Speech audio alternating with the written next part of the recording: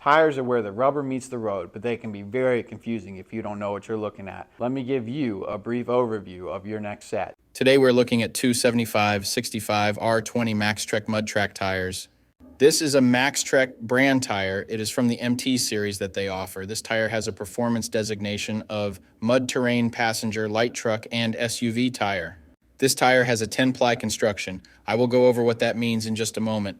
Some of the manufacturer listed features of this tire include huge tread lugs and deeper grooves enhance tread and traction.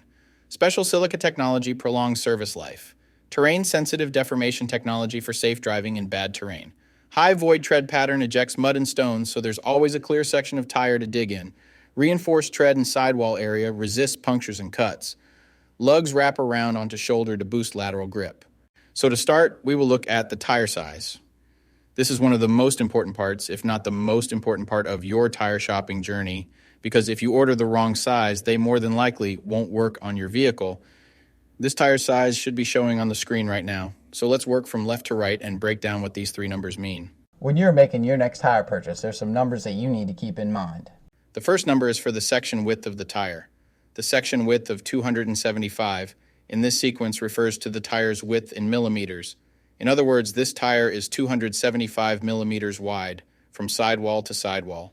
The second number in the tire size refers to the aspect ratio. 65 in the sequence is the aspect ratio of the tire. The aspect ratio is a percentage, and it tells you the ratio of the tire's height to its width. In this example, the aspect ratio number 65 means that the tire's height is 65% of its width. The third and final number of your tire size refers to the rim size or diameter. 20 is the diameter of the rim this tire will go on. The rim size of 20 in this scenario indicates that this particular tire would fit a rim with a 20-inch diameter. Keep in mind, this number is not negotiable. Unlike the first two numbers, you can't upsize and downsize this part. The only time this number will be different is if you are actually changing the size of your rim. So for example, if you find a fantastic deal on a set of 265/70 or 17 tires, you absolutely cannot use them in place of your current 265/70 or 16 tires, unless you are actually changing the rim size also from 16 to 17. Now, let's get into the other important info on a tire. Besides the three components that make up the tire size, the three other most important components are going to be the load index, speed rating, and ply rating or load range. Let me dive into what those numbers mean right now. So this is where it gets a little more tricky. These three components will sometimes require some additional research to know what your vehicle needs. So let's start with the ply rating/load range. These tires have a 10-ply construction. Each designation represents a different term when looking at a tire.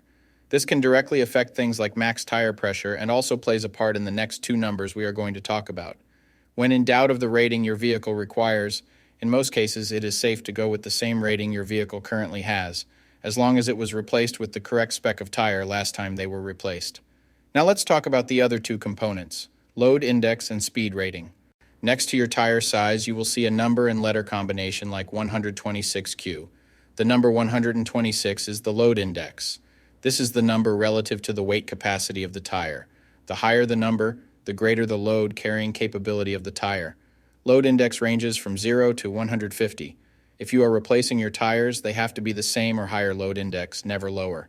For example, if your current load index is 126, a tire of the same size with a load index of 129 would work for you, but not a tire of the same size with a load index of 123. If you replace your tires and the new ones have a lower load index, the tire has a higher likelihood of bubbling and eventually blowing out. So make sure you pay attention to this when buying your set. So for the tire we are looking at today, the load index of 126 represents a weight capacity of 3,748 pounds. For my metric system using friends, that would be a capacity of 1,700 kilograms. Located next to the load index we just talked about, there is a letter. The letter Q is the speed rating for this tire.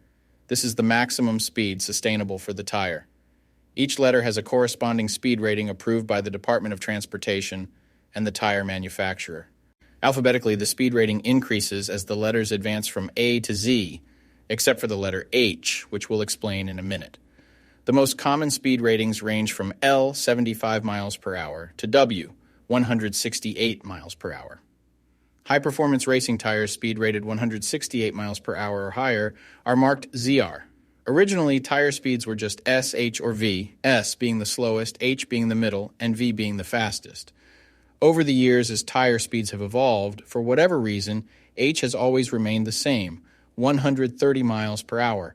When Z-speed rated tires were first introduced, they were thought to reflect the highest tire speed rating that would ever be required, in excess of 240 kilometers per hour or 149 miles per hour. While Z-speed rated tires are capable of speeds in excess of 149 miles per hour, how far above 149 miles per hour was not identified.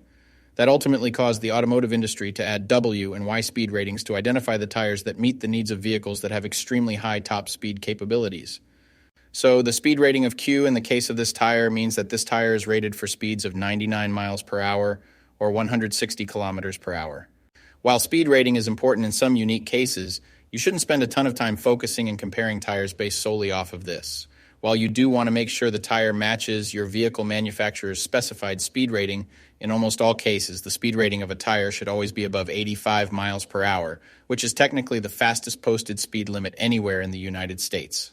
In conclusion, when looking at this set, make sure your current numbers and letters all match to ensure a seamless buying experience. Well, that does it for our breakdown of this tire. I'll be seeing you.